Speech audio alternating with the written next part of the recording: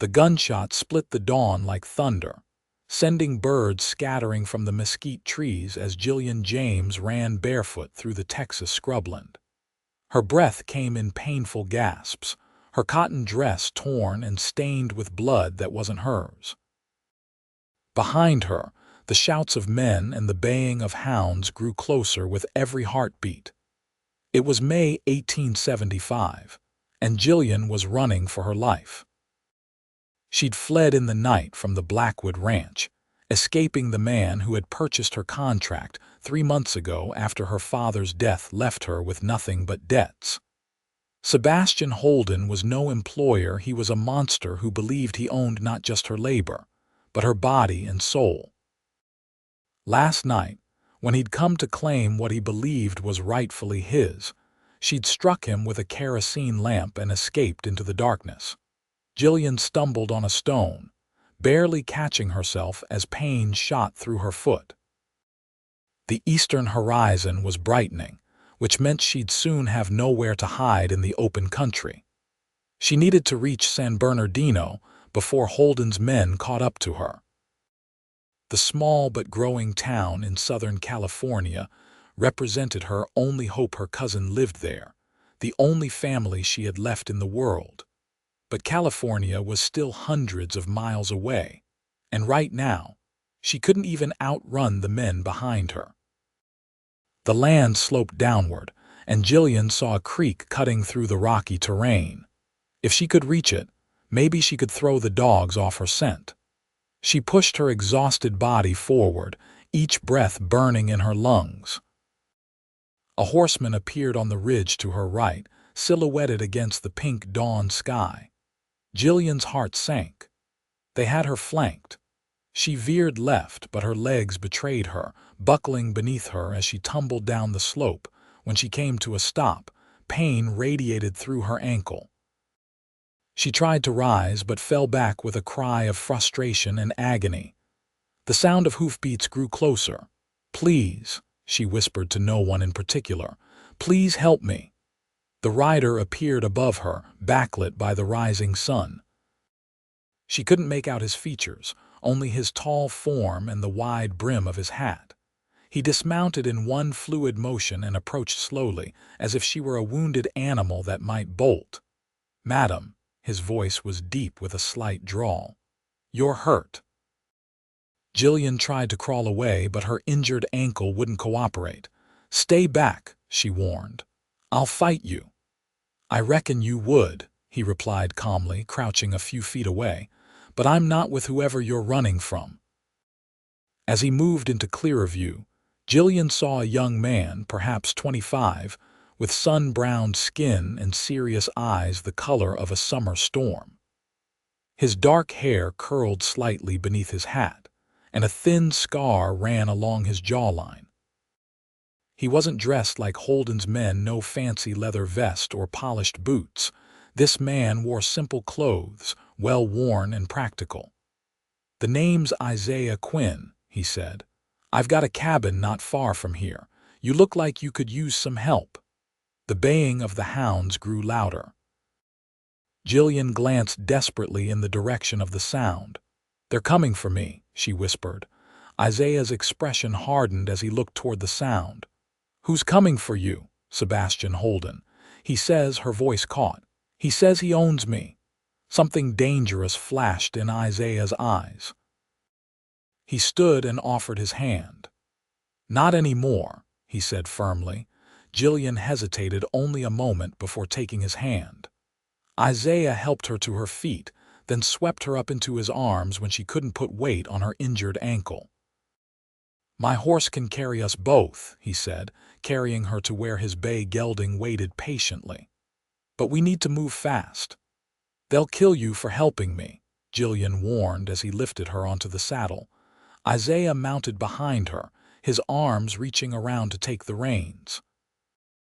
"They can try," he said simply. With a click of his tongue, the horse took off at a gallop, heading toward a line of hills to the west. Jillian held tight to the saddle horn, feeling the warmth of the stranger at her back and wondering if she'd just leaped from one danger into another. but as the sounds of pursuit faded behind them, she allowed herself a moment of hope. Isaiah guided his horse through a narrow pass between two hills, then down into a wooded valley. He rode with confidence, taking paths that seemed invisible until they were upon them. After nearly an hour of riding, they came to a small clearing where a modest cabin stood beside a gurgling stream. "It's not much," Isaiah said as he helped her down from the horse, "but it's a safe place to rest." The cabin was indeed small, just one room with a stone fireplace, a narrow bed against one wall, a rough-hewn table with two chairs, and shelves lined with provisions. A rifle stood by the door, and various tools hung from pegs on the walls. Isaiah settled Jillian in one of the chairs, then knelt to examine her ankle. His touch was gentle, nothing like Holden's grasping hands. "Sprained, not broken," he pronounced. "You're lucky." He rose and moved to a trunk in the corner, retrieving a roll of bandages. "I'll wrap it, but you'll need to stay off it for a few days." "I can't stay," Jillian protested. "Holden won't give up. He paid good money for my contract after my father died. He thinks that makes me his property." Isaiah's jaw tightened. "No man can own another. That war's been fought and settled." He began carefully wrapping her ankle. "Your contract, was it legal?" Jillian looked down at her hands. "My father was a gambler. When he died, Holden claimed he owed a substantial debt. I signed a 7-year labor contract to clear it. I thought I would be a housekeeper." Her voice faltered, "but Holden had other ideas about my duties." Isaiah's hands stilled for a moment before resuming their work. "What's your name?" he asked, his voice carefully controlled. "Jillian. Jillian James." "Well, Miss James, I don't know much about the law, but I do know right from wrong." He secured the bandage and sat back on his heels. "And no piece of paper gives a man the right to harm you." "The law often sides with men like Holden," she said bitterly. "Then we'll just have to avoid the law for a while." Isaiah stood and moved to the fireplace, stoking the embers and adding fresh wood. "You're welcome to stay here until your ankle heals and we figure out what to do next." Jillian watched him, trying to understand why this stranger would risk himself for her. "Why are you helping me?" Isaiah was silent for a long moment. "Let's just say I've seen what happens when good folks don't stand up to men like Holden." He turned to face her, his expression solemn. "You can trust me or not, that's your choice. But you're safe here for now." Despite everything, Jillian found herself believing him. Perhaps it was exhaustion or simply the desperate need to feel safe, but something in those storm-gray eyes spoke of honor. "Thank you," she whispered. "You should rest," he said, nodding toward the bed. "I'll keep watch." Too tired to argue, Jillian allowed him to help her to the narrow bed. As soon as her head touched the pillow, exhaustion claimed her, and she fell into a deep, dreamless sleep. When Jillian woke, the cabin was filled with golden afternoon light. For a disorienting moment, she couldn't remember where she was. Then the events of the morning came rushing back, along with the throbbing pain in her ankle. Isaiah sat at the table, cleaning a revolver. He looked up when she stirred. "There's water in the pitcher if you're thirsty," he said. Jillian pushed herself to a sitting position. "How long did I sleep?" "Most of the day. It's nearly 4 o'clock." She swung her legs over the side of the bed, wincing as her injured ankle protested. "Did anyone come by?" "No." Isaiah reassembled the revolver with practiced hands. "But they will. Men like Holden don't give up easily." "I need to keep moving," Jillian said. "I'm trying to reach San Bernardino. My cousin lives there." Isaiah raised an eyebrow. "California. That's a long journey, especially for someone traveling alone." "I don't have a choice." Jillian attempted to stand but immediately sat back down, the pain too intense. "You're not going anywhere on that ankle," Isaiah said firmly. "At least not for a few days." He stood and moved to the fireplace, where a pot simmered over the low flames. "I made some stew. Nothing fancy, but it'll fill your belly." As he ladled the stew into a bowl, Jillian studied him more carefully. His movements were efficient, almost graceful despite his tall frame. The cabin, though sparse, was clean and orderly. "You live here alone?" she asked as he handed her the bowl. "Yes." "You're not from Texas, are you? Your accent is different." A ghost of a smile touched his lips. "Kentucky originally, came west after the war." "You fought in the war between the states," Isaiah nodded. "Union side. Was just a boy when I enlisted, lied about my age." He returned to his chair. "Been moving around since then. Worked cattle drives, did some scouting for the army, tried my hand at mining. None of it stuck." "What do you do now?" "I hunt, trap, do odd jobs when I need money," he shrugged. "I prefer keeping to myself." Jillian ate slowly, savoring the simple but hearty stew. "This is good, thank you." Isaiah acknowledged her compliment with a nod. "Tell me about this Holden." "How many men ride with him?" 5 or 6 usually. "He owns one of the largest ranches in the county." She set her spoon down. "He's influential, has friends in the sheriff's office. Figures." Isaiah leaned back in his chair. "And you're certain about San Bernardino?" "It's a hard journey, even for someone who isn't injured and being hunted. My cousin Julia is the only family I have left. She wrote to me last year, said she married a shopkeeper there. It's the only place I could think to go." Jillian's voice wavered. "I don't even know if she'll take me in, but I have to try." Isaiah studied her for a long moment. "There's a small town about 20 miles west of here, Copper Creek. Got a stagecoach stop that could get you partway there. But first, you need to heal. I can't stay here." "I've put you in danger already." "I've been in danger before," he said simply. "And Holden doesn't know about this place. Few people do. Why would you risk so much for a stranger?" Isaiah was quiet for so long that Jillian thought he might not answer. Finally, he said, "During the war, I saw what happens when people look away from injustice. I swore I'd never be that person." He stood, moving to the window to check outside. "Get some more rest. Tomorrow we'll see how that ankle's doing." The next few days settled into a surprisingly comfortable routine. Each morning, Isaiah would check her ankle, pleased with how the swelling was gradually subsiding. He would then head out to check his traps or hunt, returning by midday with game or fish. In the afternoons, he would often sit outside the cabin, carving or mending equipment while Jillian rested. By the third day, she was able to move around the cabin with the help of a walking stick Isaiah had fashioned for her. She insisted on helping with the cooking, and Isaiah admitted that her rabbit stew was better than his. "My mother taught me," she explained as they ate together that evening. "She died when I was 15, but I remember everything she showed me in the kitchen." "She taught you well," Isaiah said. "My mother tried to teach me, but I was always more interested in being outside with my father." "What happened to them? Your parents?" Isaiah's face clouded.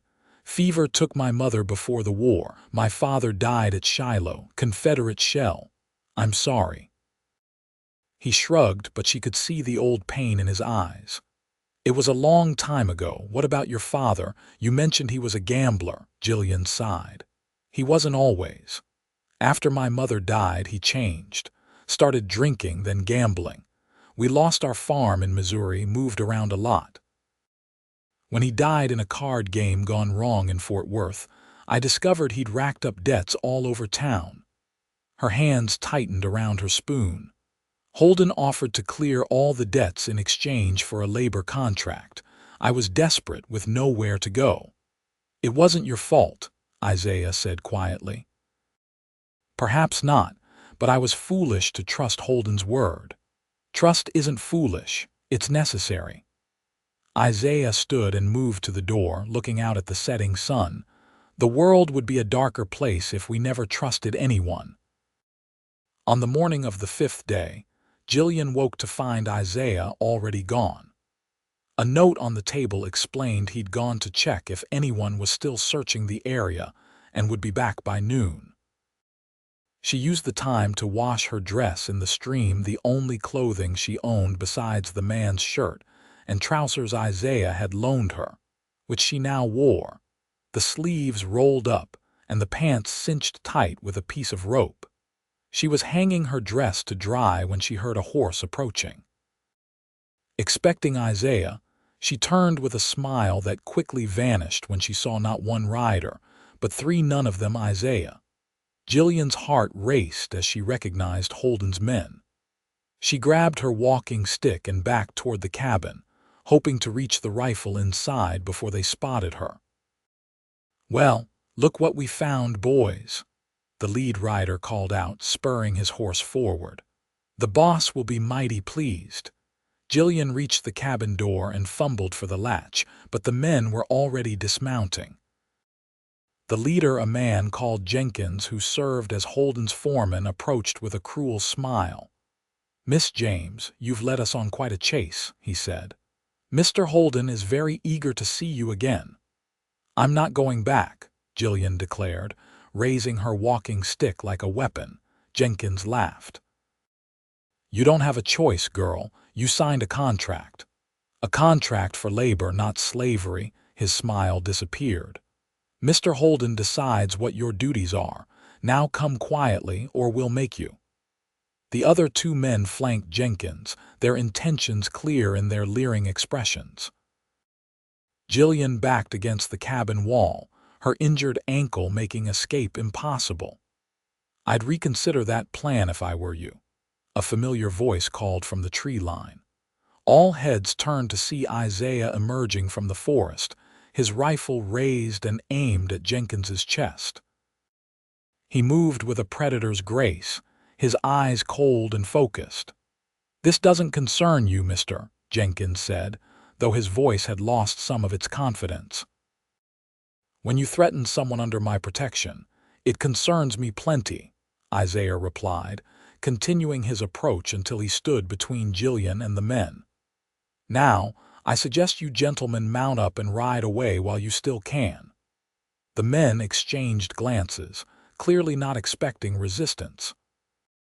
"There's three of us and one of you," Jenkins pointed out. "True," Isaiah acknowledged. "But I only need one shot to put you down, Jenkins. The odds don't favor you living to see sunset."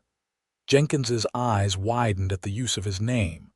"How do you—" "I know a lot of things," Isaiah interrupted, "including that Sebastian Holden has been running a labor fraud scheme across 3 counties. Wonder how the federal marshal would feel about that." A tense silence followed. Jenkins's hand hovered near his pistol, but something in Isaiah's steady gaze seemed to make him reconsider. "This ain't over," Jenkins finally said. "Mr. Holden always collects what's owed him." "Nothing is owed," Isaiah said firmly. "Now go." With a final glare, Jenkins signaled to his men, and they reluctantly mounted their horses. "We'll be seeing you again," he promised before they rode away. Once they were out of sight, Isaiah lowered his rifle and turned to Jillian. "Are you all right?" She nodded, though she was trembling slightly. "How did you know they were coming?" "I spotted their tracks a few miles out. Been tracking them all morning to make sure they didn't find this place." He frowned. "But they did anyway." "How did they know your name?" Jillian asked. "I've had run-ins with Holden's outfit before." Isaiah checked his rifle, then slung it over his shoulder. "But it doesn't matter now. What matters is they know where we are, which means we can't stay." "Where will we go?" Isaiah's expression softened slightly. "I said we, didn't I?" He glanced around the cabin.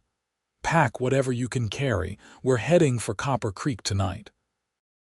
As the sun set, Isaiah and Jillian rode double on his gelding, following game trails and dry creek beds to avoid the main paths. Jillian held tight to Isaiah's waist, her face pressed against his back as they navigated the darkening landscape. "Won't you miss your cabin?"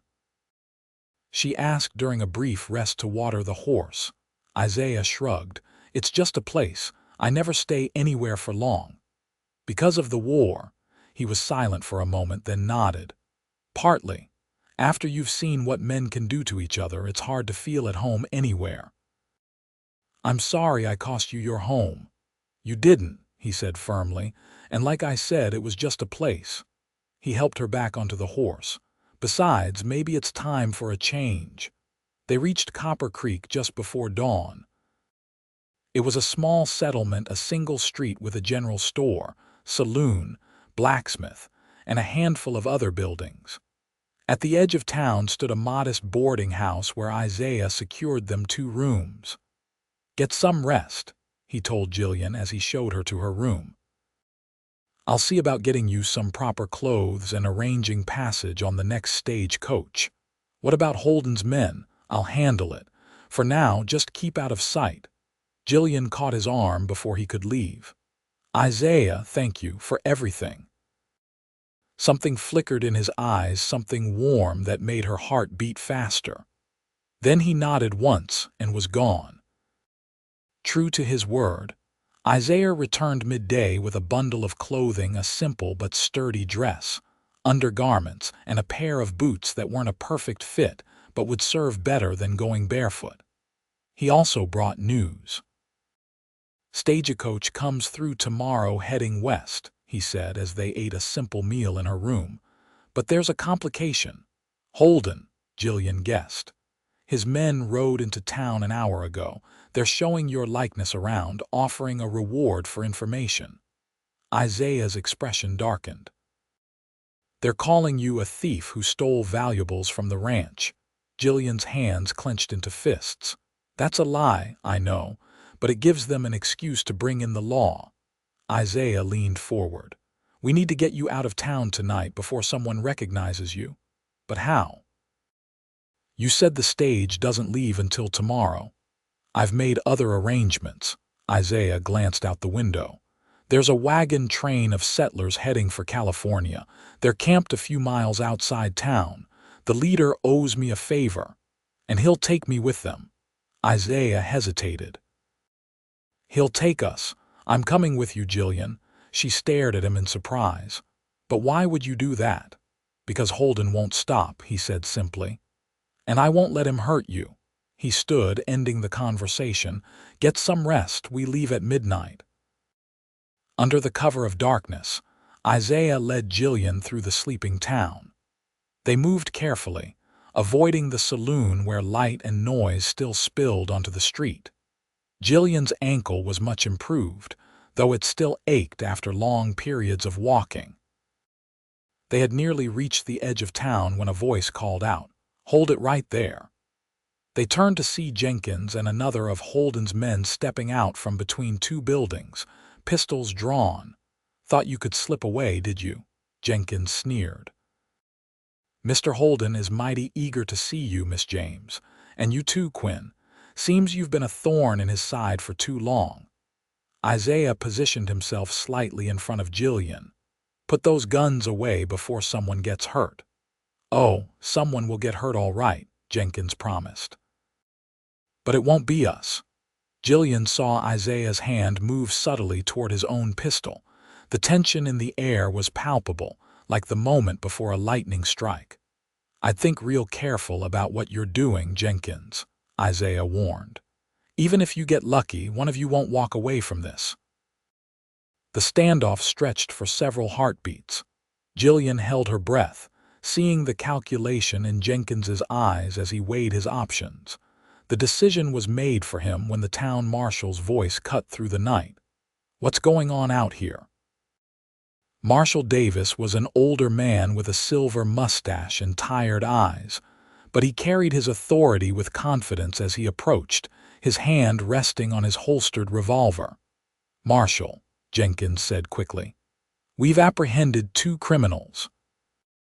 This woman is a thief who stole valuable items from Mr. Holden's ranch, and this man is harboring her. The marshal looked from Jenkins to Isaiah and Jillian. That true, Quinn? Jillian was surprised the marshal knew Isaiah's name, but kept silent as Isaiah spoke. "No, sir, it's not." Miss James here was fleeing from Holden, who was trying to force himself on her. She was under contract as a housekeeper, not as his personal property. The marshal's eyes narrowed as he studied Jillian. "Is that so, miss?" "Yes, sir," Jillian said firmly.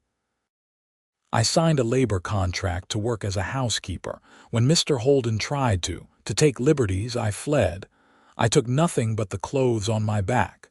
Marshal Davis scratched his chin thoughtfully. "Well now, this is a complicated situation." He turned to Jenkins. "You got proof she stole anything?" Jenkins shifted uncomfortably. "Mr. Holden's word ought to be enough. Maybe in Holden's county, but not in mine." The marshal straightened his shoulders. "I've heard stories about Sebastian Holden and his contracts. Nothing I could prove, mind you, but enough to make me suspicious." "Now see here," Jenkins began, but the marshal cut him off. "No, you see here. I know Isaiah Quinn. Fought alongside his older brother in the war.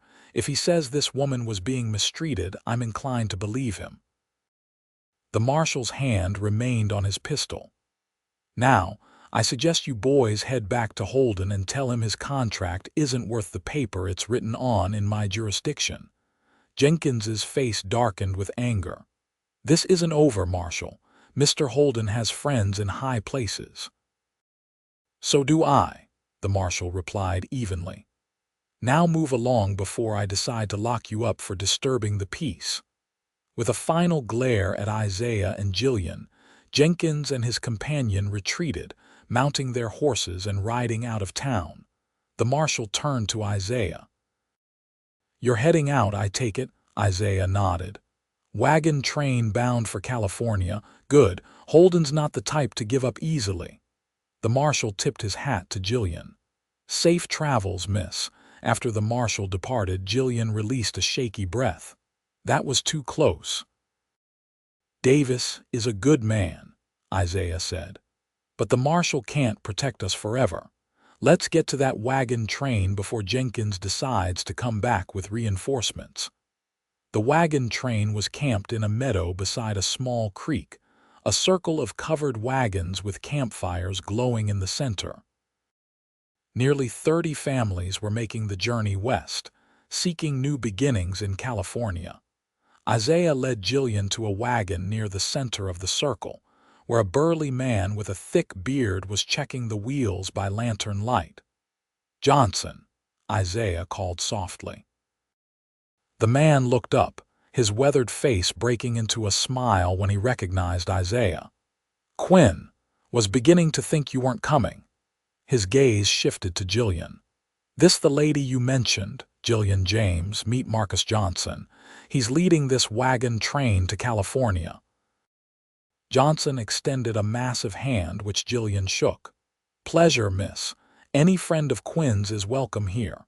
"Thank you for taking us with you," Jillian said. "Least I could do.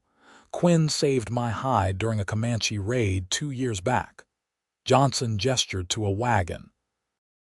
"You two can ride with the Wilsons for now. Elderly couple, no children with them. They could use some help." Isaiah nodded.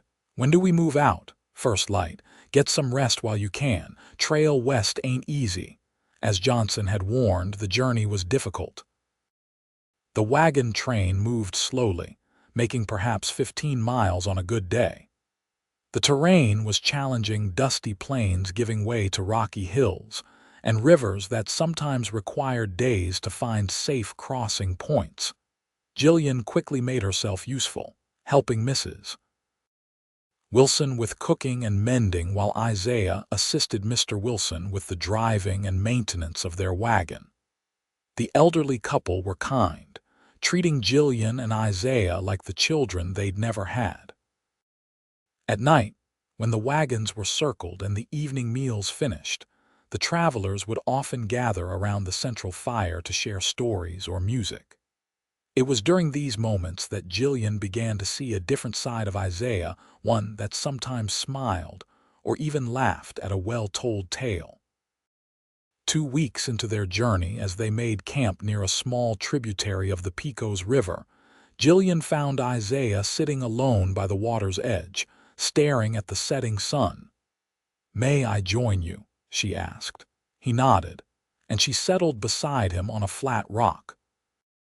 "The Wilsons are fond of you," she said after a comfortable silence. "Mrs. Wilson says you remind her of her brother who died in the war." Isaiah's lips quirked into a small smile. "She told me the same about you and her sister." They fell silent again, watching as the sun painted the sky in shades of orange and pink. "You think Holden is still looking for me?" Jillian finally asked. "Probably," Isaiah said honestly. "Men like him don't like losing what they consider theirs. I'm not his." "No, you're not." Isaiah turned to look at her, his gray eyes serious. "You're your own person, Jillian. Don't ever forget that." Something in his gaze made her heart flutter. Over the past weeks, she'd come to rely on his steady presence, his quiet strength. Without meaning to, she'd begun to care for him in ways that went beyond gratitude. "What will you do when we reach San Bernardino?" she asked. Isaiah looked back at the water. "Haven't decided yet. California's as good a place as any to start fresh." "You could stay," Jillian suggested before she could stop herself.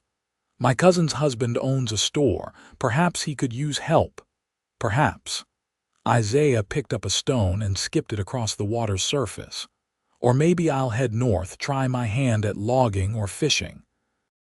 Jillian felt a pang of disappointment at the thought of him leaving. "You don't have to decide right away." He glanced at her, something warm in his expression. "No, I don't." The moment was interrupted by shouts from the camp. They both stood, instantly alert. "Fire!" someone was yelling. "Fire in the grass!" They ran back to the circle of wagons to find chaos. A cooking fire had spread to the dry prairie grass, and flames were racing toward the wagons, driven by the evening wind. "Get the animals!" Johnson was shouting. "Move the wagons to the river." Isaiah immediately took charge of the Wilsons' team, while Jillian helped Mrs. Wilson gather their most valuable possessions. All around them, families were doing the same, a frantic race against the approaching wall of flame. As Isaiah led the team toward the river, a burning branch fell across the path of the oxen, causing them to rear in panic. The wagon lurched, and Jillian heard Mrs. Wilson cry out. Turning, she saw the elderly woman fall from the wagon seat. Without hesitation, Jillian ran back, helping Mrs. Wilson to her feet as embers swirled around them. The fire was closing in rapidly. "Go!" Isaiah shouted, struggling to control the frightened animals. "Get to the river!" Jillian half carried Mrs. Wilson toward the water, both of them coughing as smoke filled the air. They had almost reached safety when Mrs. Wilson stumbled again, crying out in pain. "My ankle! I can't!" A wall of flame cut off their path to the river. Jillian looked around desperately, the heat intense against her skin. There was nowhere to go. Suddenly, Isaiah was there, having abandoned the wagon. He swept Mrs. Wilson into his arms and grabbed Jillian's hand. "This way," he shouted, leading them along the riverbank to a spot where the flames hadn't yet reached. They plunged into the water just as the fire roared past the bank where they'd been standing moments before. They stayed in the river, the cold water a blessed relief from the heat of the fire, until the flames had passed. When they finally emerged, soaked and shivering, they found the wagon train in disarray. Several wagons had been damaged, though thankfully none were completely destroyed. Mr. Wilson rushed to his wife, tears streaming down his weathered face as he embraced her. "I thought I'd lost you," he whispered. "You very nearly did," Mrs. Wilson replied, looking at Isaiah and Jillian. "These two saved my life." Isaiah shook his head. "Jillian went back for you. I just followed her lead." That night, as the travelers assessed the damage and made repairs, Jillian found herself watching Isaiah as he helped mend a broken wagon wheel. There was a quiet competence to everything he did, a reliability that she had come to depend on.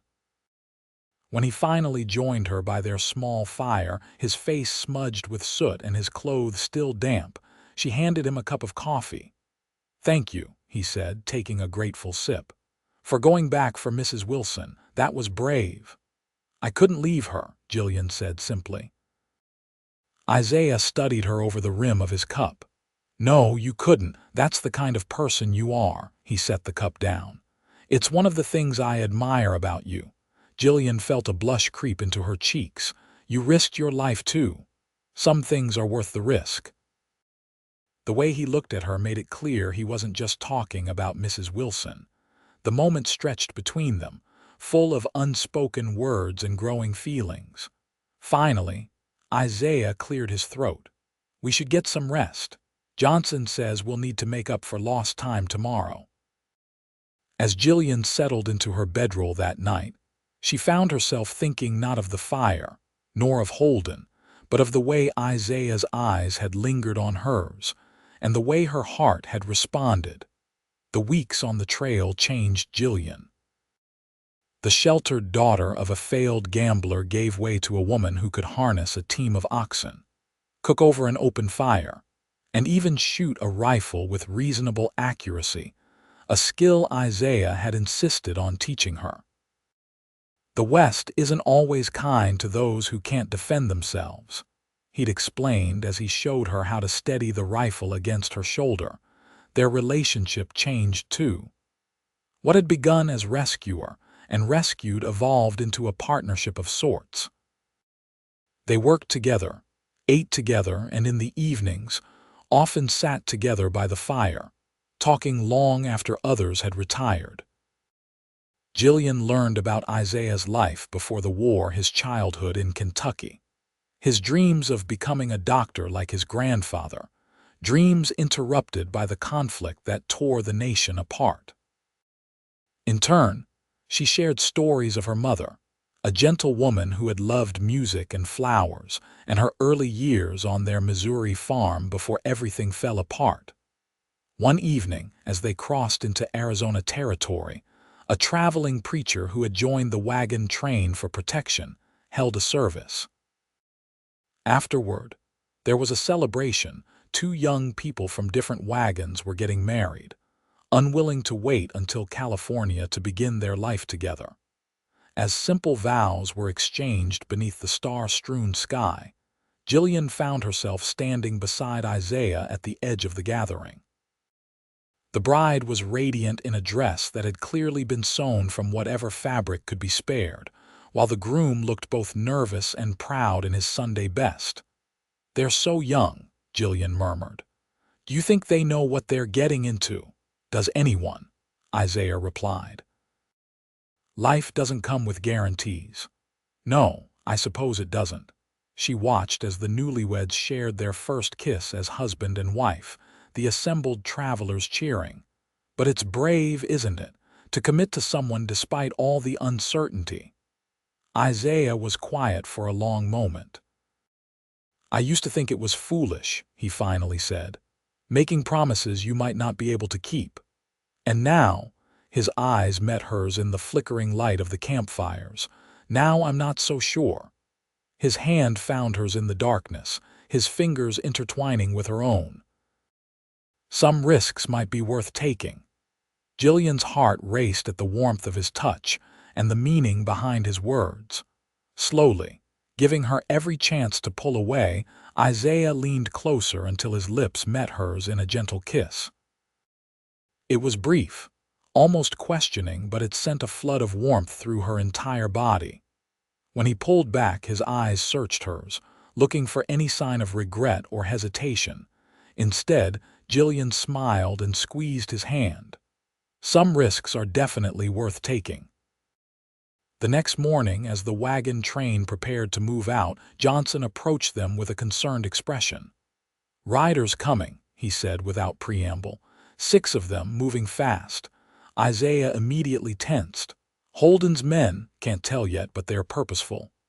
Isaiah turned to Jillian. "Stay with the Wilsons. If there's trouble, head for the rocks to the north." She caught his arm. "Be careful." With a nod, he followed Johnson to the edge of the camp, where several men had gathered with rifles, watching the approaching riders. Jillian's heart pounded as she waited by the Wilsons' wagon, a rifle of her own held ready. She'd come too far, found too much, to be dragged back to Holden now. The riders slowed as they approached the defensive line of wagons and armed settlers. Through the morning haze, Jillian could make out Jenkins at the lead, his distinctive red bandana visible even at a distance. "They found us," she whispered, her grip tightening on the rifle. Mrs. Wilson placed a comforting hand on her shoulder. "You're not alone this time, dear." The riders halted at Johnson's command, just beyond easy rifle range. Jenkins called out, "We're looking for Isaiah Quinn and Jillian James. Hand them over and we'll be on our way." "What business do you have with them?" Johnson shouted back. "The woman is a thief and a runaway. The man is interfering with legal matters. Mr. Holden is offering $200 for their return." A murmur went through the gathered settlers. $200 was a substantial sum, enough to establish a good homestead in California. Isaiah stepped forward, his rifle held ready but not aimed. "You know that's not true, Jenkins. Holden's contract wasn't worth the paper it was written on." Jenkins spat on the ground. "Ain't for you to decide, Quinn. The law's on our side." "Is it?" Isaiah called back. "Because I've got sworn statements from 3 other women who escaped Holden's contracts. I sent copies to the federal marshal in Albuquerque before we left. By now, Holden might be facing charges himself." This was news to Jillian, and from Jenkins's startled expression, to him as well. "You're bluffing," Jenkins shouted, but there was uncertainty in his voice. "Am I?" Isaiah stood tall, unintimidated. "You know how Holden operates, Jenkins. It was only a matter of time before it caught up to him." The standoff continued for several tense moments. Finally, Johnson raised his voice. "You men have 2 choices. Ride away now or face 20 rifles. This wagon train is under my protection, and these people are part of it." Jenkins and his men conferred briefly, clearly weighing their options. With a final glare in Isaiah's direction, Jenkins turned his horse. "This ain't over, Quinn," he called before the 6 riders galloped away. A collective sigh of relief went through the camp. Isaiah returned to Jillian's side, his expression still tense. "Was that true?" she asked quietly. "About the statements from other women?" Isaiah nodded grimly. 3 women in the last year alone fled from Holden's ranch with similar stories to yours. I helped one of them get to safety in Santa Fe last winter. Before we left Copper Creek, I sent everything to a federal marshal I trust." Jillian stared at him in amazement. "You never told me. Didn't want to give you false hope. Federal law moves slowly, if at all." He glanced in the direction the riders had gone, but it was enough to make Jenkins think twice. "They'll be back, won't they?" "Probably," Isaiah admitted. "But we've got a lot of miles to cover before then." His hand found hers. "We'll face it together." The wagon train continued westward, crossing the harsh Arizona territory with its unforgiving heat and scarce water. They lost 2 oxen to exhaustion, and 1 wagon broke an axle crossing a dry riverbed, but the settlers persevered, driven by the promise of fertile California land. Isaiah and Jillian's relationship deepened with each passing mile. Their nightly conversations by the fire often lasted until the stars were bright overhead, and their stolen moments alone, a walk to collect firewood, or washing clothes by a stream, became precious opportunities to simply be together without the watchful eyes of the entire wagon train. It was during one such moment, as they filled water barrels at a spring in the shadow of a rocky bluff, that Isaiah finally spoke of the future. "What are your plans when we reach San Bernardino?" he asked, passing her a filled bucket. Jillian considered the question as she poured the water into a barrel. "Find my cousin if she's still there. Perhaps work in her husband's store until I can afford a place of my own." She glanced at him. "What about you?" Isaiah set down his bucket. "I've been thinking about that." He straightened and met her gaze. "I don't want to leave you, Jillian." Her heart skipped a beat. "I don't want you to leave either." "I can't offer much," he said, his voice low and serious. "I've spent most of my life wandering, never putting down roots, but I'd like to try if you'll have me." Jillian set down her bucket and moved closer to him. "Isaiah Quinn, are you proposing to me at a watering hole in the middle of nowhere?" A rare smile crossed his face. "I suppose I am, though I'd planned something more romantic." "This is perfect," she assured him, placing her hands on his chest. "And yes, I'll have you with all your wandering ways and stubborn honor." His arms encircled her waist, drawing her against him. "Are you certain? Your life would be much simpler without me." "Simpler, perhaps, but far less worth living." She reached up to touch his face. "You saved me, Isaiah. Not just from Holden, but from a life of fear." "You saved yourself," he corrected. "I just gave you a hand up." Their kiss was deeper this time, filled with promise and a future neither had dared to imagine months before. When they finally broke apart, Isaiah pressed his forehead against hers. "We should get back before they send a search party," he murmured. Jillian nodded, but made no move to step away. "Let them wait a minute more." That evening they announced their engagement to the wagon train. The news was met with cheers and congratulations, especially from the Wilsons, who had come to regard them as family. "We'll have the ceremony when we reach San Bernardino," Isaiah told Johnson, "provided we can find a preacher." "You won't have to look far," Johnson promised. "California's filling up with folks of all kinds these days." Mrs. Wilson insisted on helping Jillian plan for the wedding, promising to help sew a proper dress once they reached civilization. "Every bride deserves to feel beautiful on her wedding day," she declared. The joyful mood continued as they made camp that night, with someone producing a fiddle and others joining in with harmonicas and singing. As darkness fell, Jillian found herself drawn into a dance around the central fire, laughing as Isaiah twirled her beneath the stars. Later, as they sat together watching the embers of the fire die down, Isaiah told her more about his plans. "I've saved some money over the years," he said. "Enough to buy a small piece of land, maybe start a horse ranch. I've always had a way with them." "That sounds wonderful," Jillian replied, leaning against his shoulder. "I could keep a garden, maybe even open a little school once the area grows more settled. You'd make a fine teacher." "My mother was a school teacher before she married my father. I'd like to follow in her footsteps someday." Isaiah kissed the top of her head. "Then that's what you'll do." Their peaceful planning was interrupted by a shout from the edge of camp. One of the men on watch was pointing to the horizon where a faint orange glow could be seen. "Fire," someone called. Johnson was on his feet immediately. "Everyone up. Get the animals ready to move." Isaiah stood, pulling Jillian with him. "That's no accident," he said grimly. "Not with the way the wind's blowing toward us." "Jenkins?" Jillian asked, fear tightening her throat. "Has to be." Isaiah turned to the Wilsons' wagon. "Get your things together quickly. We need to move now." The camp erupted into organized chaos as families rushed to hitch teams and secure belongings.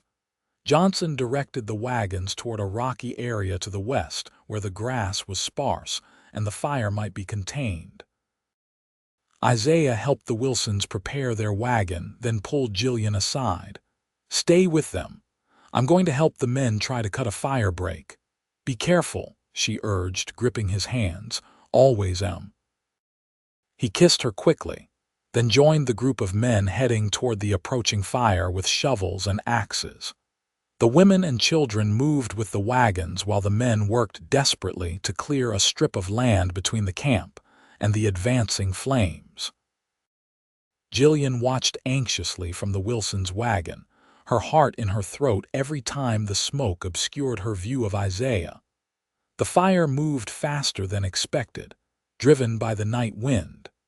Just as the last wagons reached the rocky ground, shouts of alarm rose from the men creating the firebreak. "Riders!" someone called.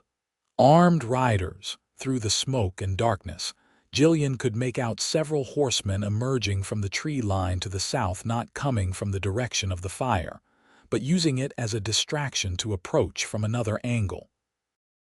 She recognized Jenkins immediately, even at a distance. He and his men had guns drawn as they rode directly toward the scattered group of men still working on the firebreak.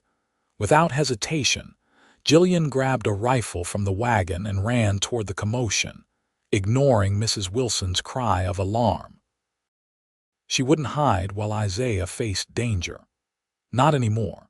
She reached the edge of the rocky area in time to see Isaiah and several other men diving for cover as Jenkins's group opened fire. The settlers returned fire, but they were at a disadvantage, caught between the approaching flames and the attacking riders. Jillian found a position behind a large boulder and steadied her rifle as Isaiah had taught her. She took careful aim at one of the riders and squeezed the trigger. The man jerked in his saddle, then toppled to the ground. The unexpected shot from a new direction caused momentary confusion among Jenkins's men, giving the settlers time to regroup. Isaiah used the opportunity to dash to better cover, spotting Jillian as he moved. "Get back to the wagons," he shouted. She ignored him, taking aim again.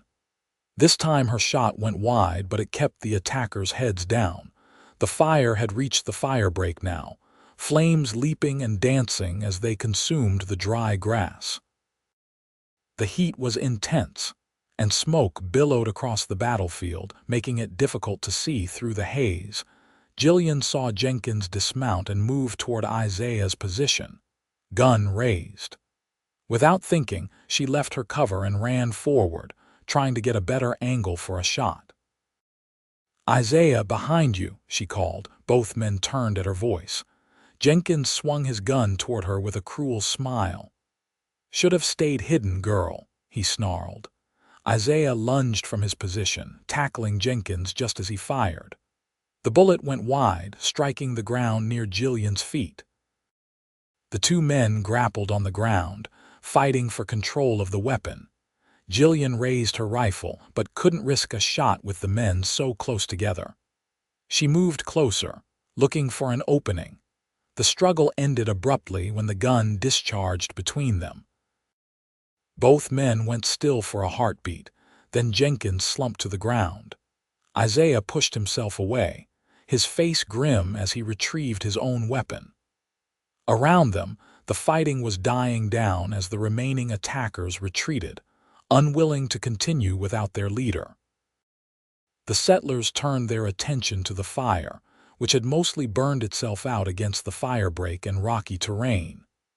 By dawn, the danger had passed, though the air remained thick with smoke and the acrid smell of burnt vegetation. Jillian found Isaiah sitting alone at the edge of camp, his hands and face blackened with soot, a bandage wrapped around his upper arm where a bullet had grazed him. "You should have stayed with the wagons," he said as she sat beside him. "And you should know by now that I'm not the kind of woman who hides while others fight my battles," she replied. Isaiah's stern expression softened. "No, you're not." He reached out to touch her face. "You saved my life back there. We saved each other." She leaned into his touch. "I'd say that makes us well matched." A tired smile crossed his face. "I suppose it does." He looked toward the smoking remains of the fire. "Jenkins is dead. The others won't come back without him." "Is it really over?" Jillian hardly dared to believe it. "Not entirely. Holden is still out there." Isaiah's expression grew serious again. But he's lost his best men, and if the federal marshal acts on those statements, he'll have legal troubles of his own soon enough. And we'll be in California, Jillian added. A fresh start. Isaiah nodded, pulling her close. A fresh start together. 3 weeks later, the wagon train crested a hill to reveal a valley spread below them, green and inviting after the harsh desert terrain they had crossed. In the distance, nestled against the foothills, lay the growing settlement of San Bernardino. "We made it," Jillian whispered, standing beside Isaiah at the front of the Wilsons' wagon. The journey had changed them all. The settlers were thinner, more weathered, but also stronger and more determined than when they'd begun. Bonds had formed that would last lifetimes, forged in the crucible of shared hardship and triumph. As they made their way down into the valley, Jillian felt a mixture of excitement and trepidation. Somewhere in that town was her cousin Julia, her last living relative, and her hope for a new beginning. "What if she's not here?" Jillian asked quietly. "Or what if she doesn't remember me?" Isaiah took her hand. "Then we'll make our own way as we've been doing, together." The wagon train entered San Bernardino to curious stares and welcoming calls.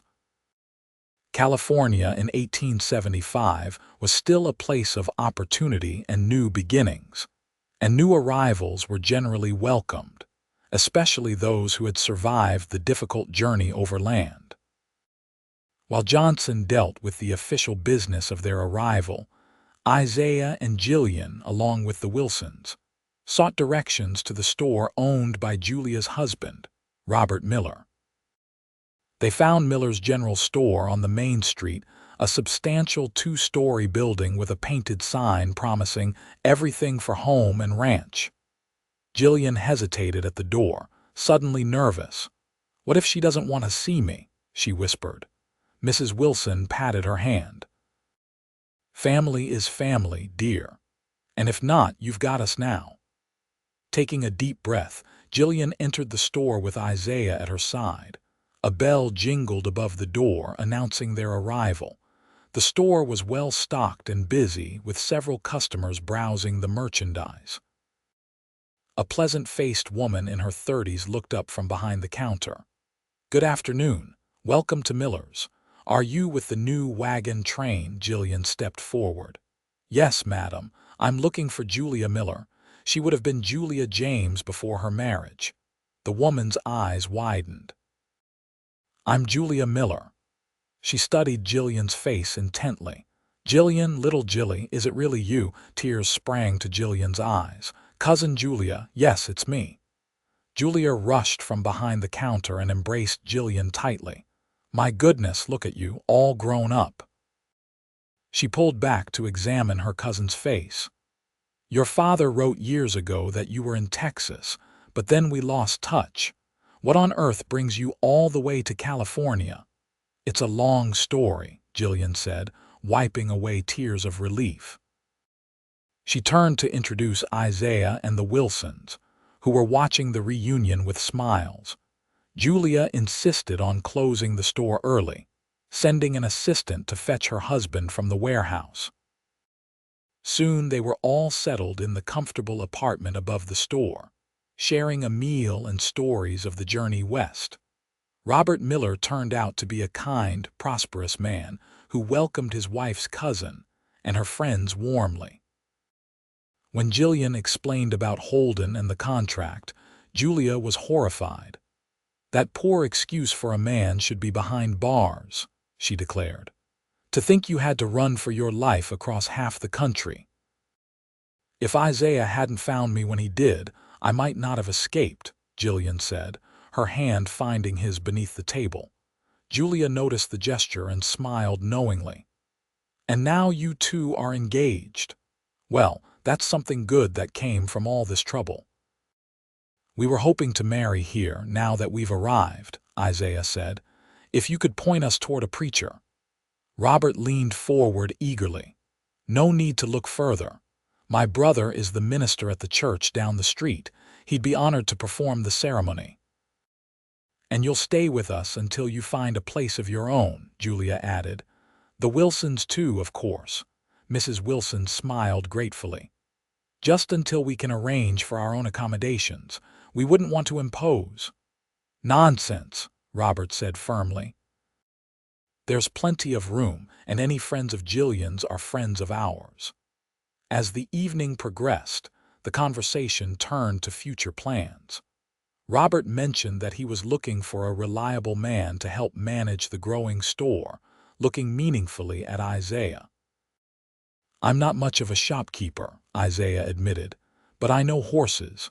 I was thinking of starting a small ranch outside town." Robert's face lit up. "As it happens, I recently acquired 40 acres about 3 miles from here. Good land with a stream running through it. Previous owner couldn't make the payments. I'd be willing to sell it at a fair price." Isaiah and Jillian exchanged glances. "We'd like to see it," Jillian said. "And," Julia added with a smile, "the town is desperately in need of a school teacher. The current one is expecting her 3rd child and wishes to retire. With your education, Jillian, you'd be perfect for the position."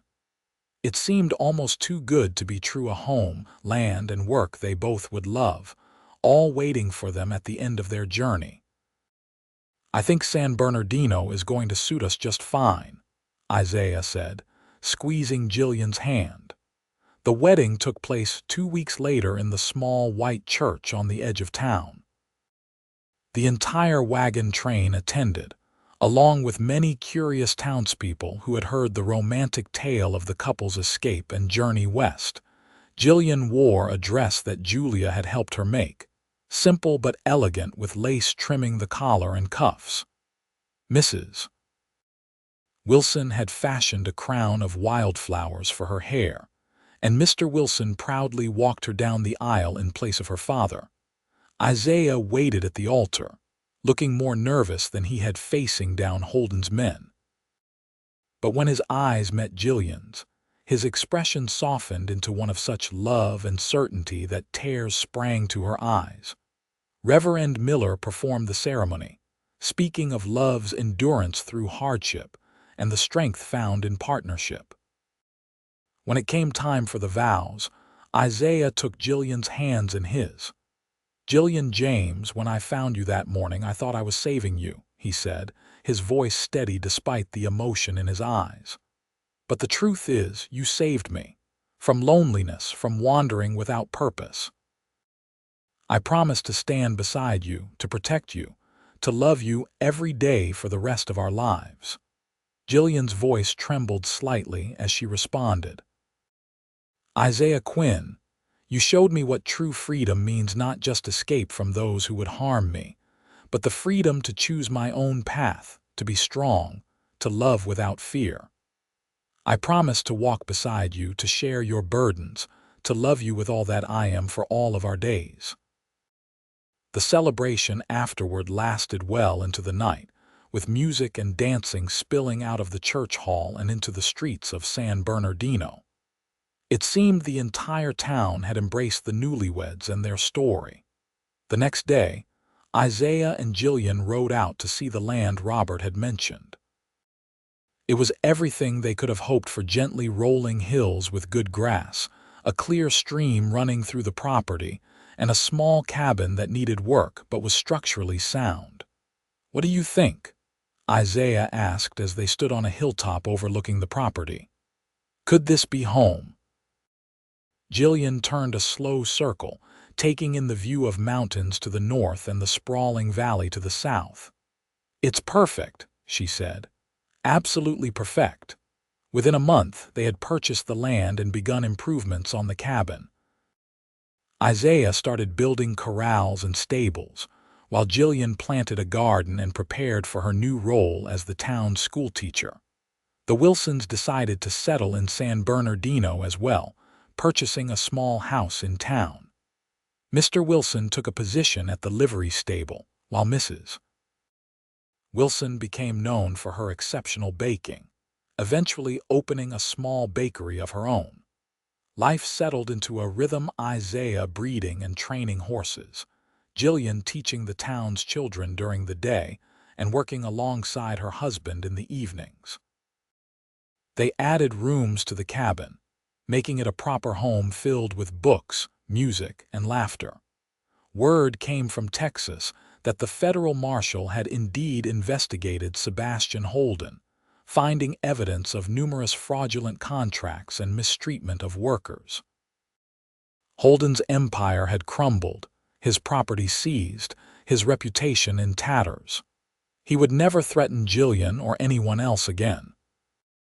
One evening, a year after their arrival in San Bernardino, Jillian sat on the porch of their home, watching the sunset paint the sky in brilliant hues of orange and gold. Isaiah joined her, sitting close and putting his arm around her shoulders. "Happy?" he asked, kissing her temple. "Completely," she replied, leaning against him. "Though I'll be even happier in about 7 months." Isaiah went still beside her. 7 months! Jillian turned to face him, taking his hand and placing it gently over her still flat stomach. "Dr. Montgomery confirmed it yesterday. We're going to have a baby, Isaiah." His face transformed with wonder and joy. "A baby," he whispered. Then, more loudly, "A baby." He stood, pulling her up with him and spinning her around carefully before setting her back on her feet. "Are you feeling all right? Do you need anything?" "Should you be resting?" Jillian laughed, pressing her finger to his lips. "I'm perfectly fine. Women have been having babies since the beginning of time, you know." "Yes, but not my wife, not carrying my child." His expression grew serious as he cupped her face in his hands. "I love you, Jillian Quinn, more than I ever thought possible."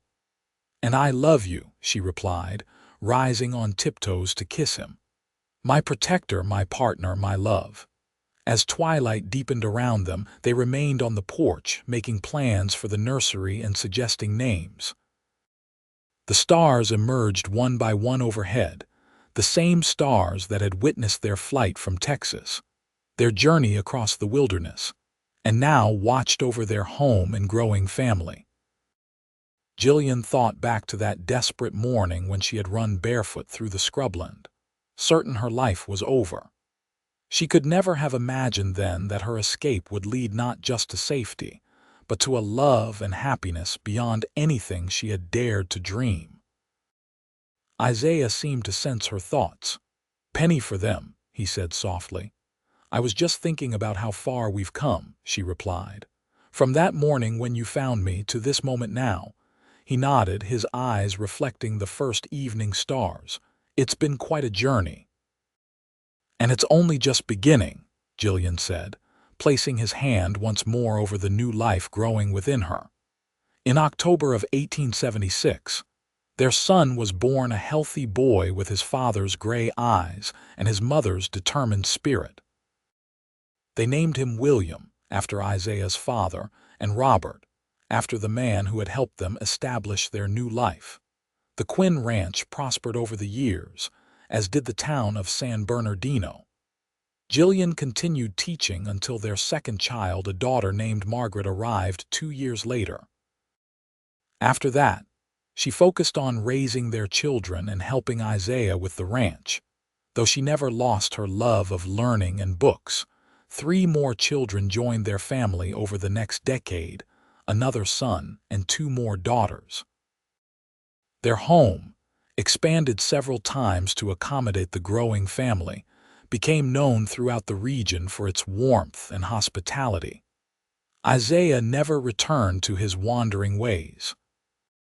He found in Jillian and their children the roots he had been seeking since the war, the sense of belonging that had eluded him for so long.